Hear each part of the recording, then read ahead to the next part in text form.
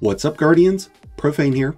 Thanks for checking out the video. Today we'll be looking at a new build for Void Hunters in Season of the Deep. Ever since its introduction, the Gyrfalcon Hauberk has been a top-tier exotic that is made for some exceptionally powerful builds. With new seasonal artifact mods and a few changes to the Void subclass, this build has never been stronger. And with Grandmasters releasing this week, this will be the perfect Void Hunter build. Not only will you have the benefits of invisibility that you'll be able to share with your team, but you'll also be able to maintain a constant supply of Void debuffs against your enemies and Void overshields, along with Devour for you and your team. The Gyrfalcons comes with the See Me, Feel Me intrinsic trait, which provides two separate benefits. After you've been invisible, your Void weapons will receive volatile rounds for 10 seconds, giving these weapons the ability to pierce barrier shields. When performing a finisher while invisible, all equipped weapons will receive a 35% increase in damage for 6 seconds. Since most every enemy we are engaged with will also be weakened, causing them to take anywhere between 15 and 30% additional damage, the Gyrfalcons provides a significant advantage when facing off against champions and tougher enemies. Once your invisible finisher has been performed, you and nearby teammates will receive a reserve overshield that can be triggered when activating class abilities. This Void overshield provides 40 points of additional health for 10 seconds, and up until the moment that these overshields are activated, everyone in the team is going to receive a 375% bonus towards class ability regeneration. These are some incredible benefits that are really going to make a difference when it comes to Grandmasters, and honestly makes the Gyrfalcons a much more beneficial exotic than the Omnioculus. This season saw quite a few changes being made to subclass trees, as several aspects that previously provided one fragment now provide two, which is going to be a huge benefit for us since we're using the Trapper's ambush aspect, along with Vanishing Step. This provides invisibility when we dodge, and when we have a charged smoke bomb, we have the ability to perform a ground slam that damages and weakens nearby enemies. This will also provide invisibility to both you and nearby allies. Enemies who become weakened from your smoke bombs will take 15% additional damage for 8 seconds. We are using Gambler's Dodge so that our melee will be fully restored when we dodge near enemies. This will greatly aid towards our ability at spamming Trapper's Ambush. Since we have 4 fragment slots to use and Gyrfalcons calls for us to perform finishers, we're running Echo of Obscurity. This will cause us to become invisible when performing finishers. This also grants 10 extra points of recovery. We're also using Echo of Harvest. Defeating weakened targets will create an orb and a Void Breach. Intrinsically, Void Breaches provide 12.5% class ability energy, and while there is normally a cooldown between their creation, the new seasonal artifact mods can cause breaches to be created more often.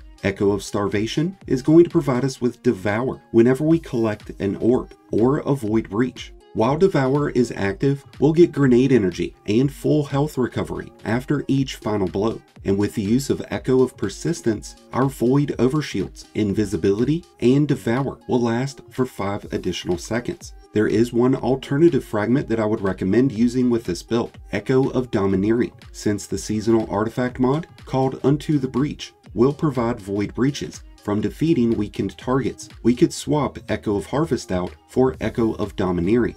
This will be more beneficial when running heavy suppression attacks, like you would have from suppression grenades, the tractor cannon, or two-tailed fox for example. When suppressing enemies, you'll receive a 30-point boost in mobility and have your weapons automatically reloaded. This will also create a Void Breach and comes with a 10-second cooldown. The tractor cannon specifically can bring a lot of benefits, as it's the only weapon that provides a 30% weakening bonus, and with volatile rounds, it will also pierce those barrier shields.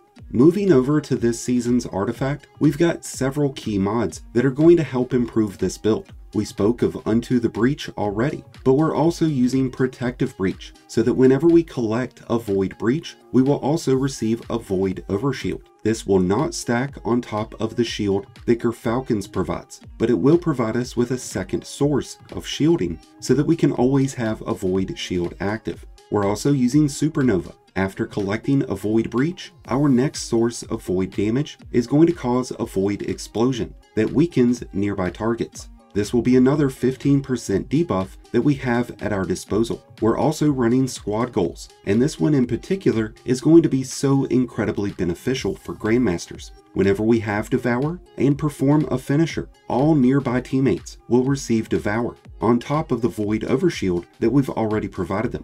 We're also using the Void and Melee authorization mods, so that the energy cost of Void and Melee associated armor mods will be dropped down to 1 energy. We've got Counter Charge to give us a stack of armor charge whenever we stun a champion, and we're also making use of the Deeper Origins and Overcharged Armory mods. These are a lot more beneficial than you may think, as Deeper Origins provides significant improvements towards several origin traits, and the one that I find most beneficial is the 30% damage increase that nanotech tracer rockets receive. So as you can expect, I highly recommend pairing up some Neomuna weapons with this build. Now let's switch gears and talk about the armor and armor mods that we're utilizing with this build. This build heavily focuses around the use of our Trapper's Ambush and invisibility, so improving the regeneration of our class ability and charged melee will be imperative. Because of this, we are stacking our armor focus towards strength and mobility, while also maintaining as high of resilience as possible, because Grandmaster enemies hurt, and they hurt real bad. With that in mind, using resistance mods that match the Grandmaster energy threats will be very important, since we'll be performing a lot of finishers and likely reviving allies. We're going to be right up in the mix of things, so having concussive dampener and melee resistance will also be extremely beneficial.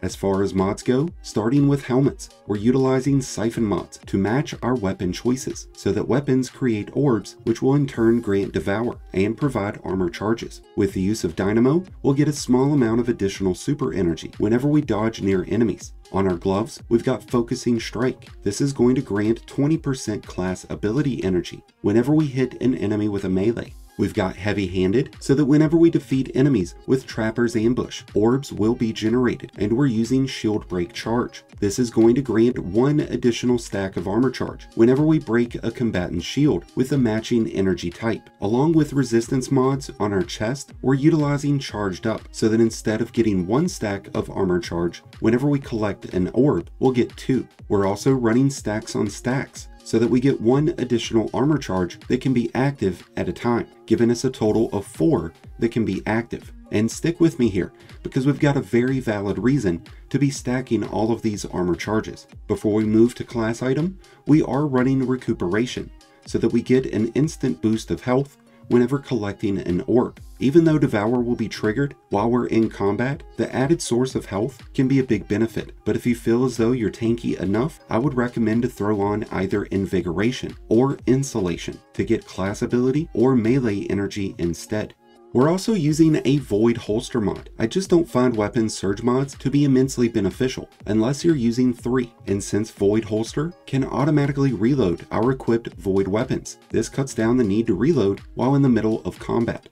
And now let's move on to class item. We've got Powerful Attraction, which is going to cause nearby orbs to come to us whenever we perform our dodge. And we've got Empowered Finisher, so that when we don't have any armor charges active, performing a finisher will grant 1 stack. And we're also utilizing Utility Kickstart. This is going to drain our armor charges and provide class ability energy whenever we perform a dodge with at least 3 armor charges active. Since we're using 1 Kickstart mod and we'll have 4 armor charges active, this is going to provide us with just under 40% additional class ability energy that's getting restored instantly. Since we'll get our Trapper's Ambush back after each dodge, we can chain these together along with finishers to provide a never-ending stream of Void Overshields, Trapper's Ambush, Devour, Supernova, damage bonuses, and invisibility, an absolutely menacing Void Hunter build. When it comes to the weapons that will pair up with this build, you've honestly got a lot of options, but it's imperative to keep in mind of each Grandmaster's champion and shield types. Void weapons are going to give us the most benefit,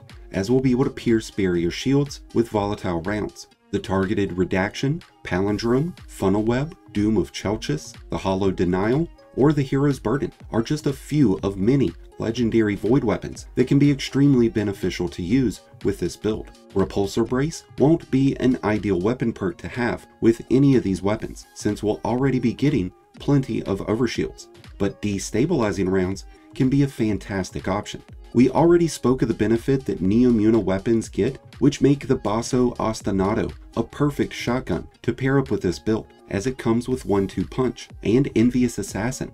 We already discussed how the Tractor Cannon can come in handy, but the Wishender, Revision Zero, Quicksilver Storm, Arbalest, Graviton Lance, and Collective Obligation can all be great choices that can handle barrier champions. And don't discount the Monte Carlo. Malfeasance, Leviathan's Breath, and Bastion can all be great for unstoppables. And the Wave Splitter or Lay Monarch will be perfect to take down overloads. While each Grandmaster is going to call for a different weapon loadout, this Gyrfalcon's Void build is going to be immensely beneficial towards your team's survivability and damage output in every Grandmaster Nightfall this season. And with that being said, we've come to an end of today's build video. I'd love to hear your thoughts on this Gyrfalcon's build and what your thoughts on this season's Grandmasters are. So let me know in the comments down below. I wish you all the best of luck throughout this season's Grandmasters. Thank you as always for checking out today's video. If you enjoyed and found it helpful, then be sure to hit that like button below, along with the subscribe button if you're new.